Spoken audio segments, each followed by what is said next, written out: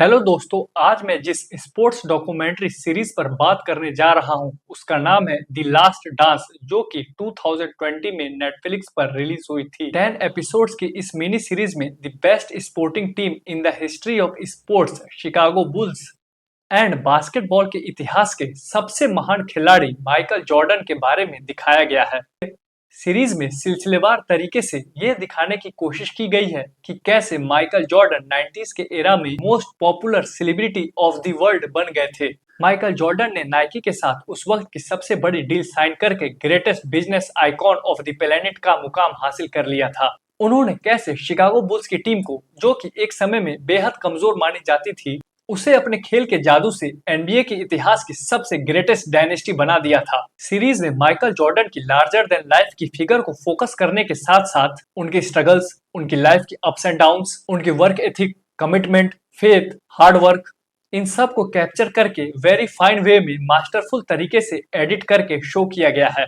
Series में Michael Jordan के teammates Scottie Pippen, Steve Kerr, Toni Kukoc, Dennis Rodman, coach Phil Jackson और साथ में अमेरिका के पूर्व राष्ट्रपति बराक ओबामा, जो कि उस समय शिकागो के प्रेसिडेंट थे, इन सभी के इंटरव्यूज की वीडियो फुटेजेस से उस वक्त माइकल जॉर्डन और शिकागो बुल्स की पॉपुलैरिटी का जो क्रेज था अमेरिका में, उन सारे सीक्वेंसेस को शो किया गया है।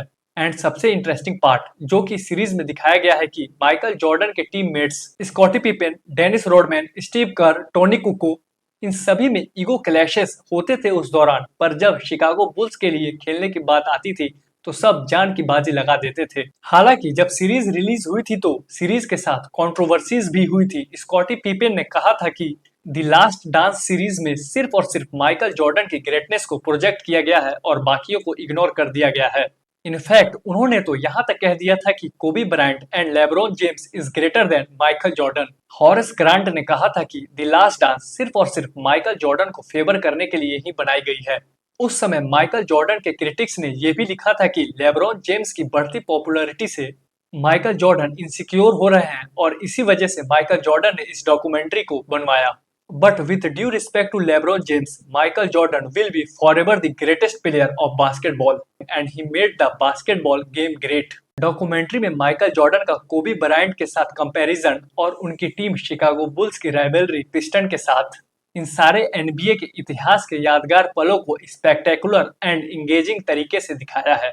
दोस्तों, डॉक्यूमेंट्री को देखिए और माइकल जॉर्डन के ह्यूमन मेरिकल लेगेसी को एंजॉय कीजिए।